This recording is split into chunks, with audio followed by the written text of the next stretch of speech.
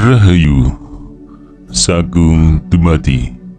Kembali lagi di channel Babat Nusantara.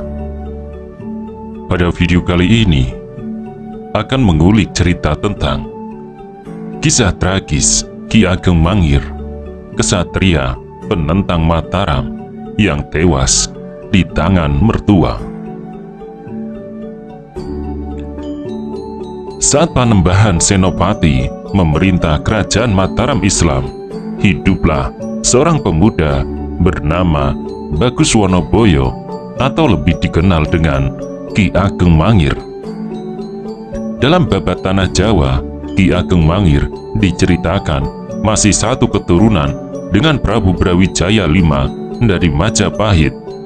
Artinya, Ki Ageng Mangir dan Panembahan Senopati masih satu trah dengan Prabu Brawijaya V.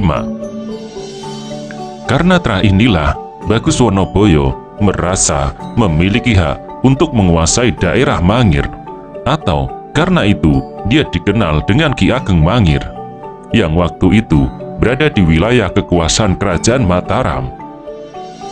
Ki Ageng Mangir tidak mau tunduk pada Mataram, sebab baginya wilayah Mangir merupakan tanah perdikan Majapahit. Dari sinilah muncullah perselisihan antara Ki Ageng Mangir dengan Panembahan Senopati.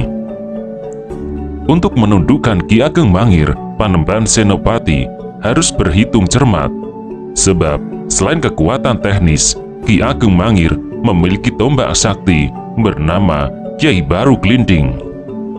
Panembahan Senopati hampir nekat menghadapi Mangir dengan kekuatan pasukan kalau saja tidak mendengar usulan penasihat kerajaan, yaitu Ki Juru Mertani. Sang penasihat meminta Senopati untuk menempuh cara lain menaklukkan Ki Ageng Mangir. Cara itu ialah tipu daya dengan menggunakan perempuan cantik. Kebetulan saat itu Ki Ageng Mangir masih lajang, maka cara menguasai lewat perempuan tentu sangat efektif tanpa pertumpahan darah. Untuk melaksanakan rencana ini, Senopati bahkan menunjuk putrinya sendiri bernama Retna Pembayun. Retna mulanya bertugas menjadi mata-mata di Mangir dengan menyamar sebagai ledek atau penari seni tayub. Mulai dari sinilah jalinan asmara itu dirajut bersama tim penari tayub. Retna Pembayun berangkat ke Mangir untuk mengadakan pertunjukan. Pada kesempatan ini, putri Senopati itu menggunakan nama samaran Larakasihan.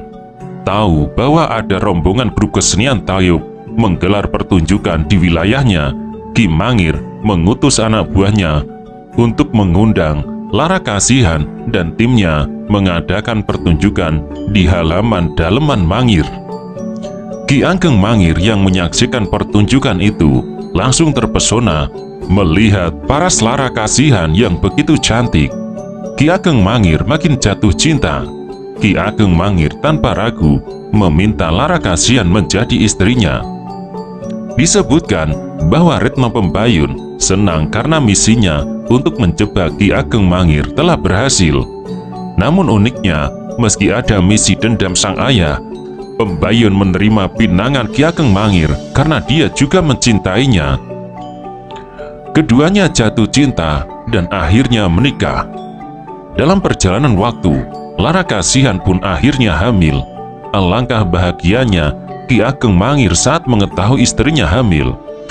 Namun, kebahagiaan itu hanya sesaat ketika Larakasihan terpaksa harus membuka topengnya. Kepada Ki Mangir, Larakasihan mengaku bahwa dirinya adalah Retna Pembayun, putri dari Panembahan Senopati. Pengakuan itu bagai petir di siang bolong. Ki Ageng Mangir kaget dan marah karena merasa telah ditipu. Namun, cinta sejati Pembayun seolah menghapus dendam dan niat sang ayah. Ia berusaha memberi solusi terbaik untuk suaminya. Pembayun meyakinkan suaminya kalau dirinya benar-benar mencintainya. Ia pun kemudian membujuk suaminya untuk mau menghadap Panembahan Senopati sebagai mertuanya. Demi cintanya pada pembayun dan bayi yang sedang dikandungnya, Ki Ageng Mangir memenuhi permintaan istrinya. Ia dan istrinya menghadap Panembahan Senopati. Kedatangan Ki Ageng Mangir ke Istana Mataram disambut dengan membuat taruh, di mana tombak sakti Kiai Baru Glintik milik Ki Ageng Mangir harus ditinggal di luar. Dikisahkan bahwa begitu bertemu dengan Panembahan Senopati, Ki Ageng Mangir langsung mengaturkan sujud sungkem pada mertuanya. Saat itu pula dendam Panembahan Senopati bergolak, tak mau menyia-nyiakan kesempatan tombak sakti tadi digunakan Senopati untuk menikam Ki Ageng Mangir. Dengan kekuatan yang masih tersisa, Ki Ageng hendak menyeruduk Senopati, namun sang mertua dengan sigap pula membenturkan kepala Ki Ageng ke batu tempat ia duduk yang dinamakan Watu Gilang. Saat itulah kepala Ki Ageng Mangir hancur dan dia tewas seketika. Melihat suaminya tewas mengenaskan, pembayun menangis histeris. Jenazah Ki Ageng Mangir kemudian dimakamkan di pemakaman kerabat makam Kota Gede Yogyakarta.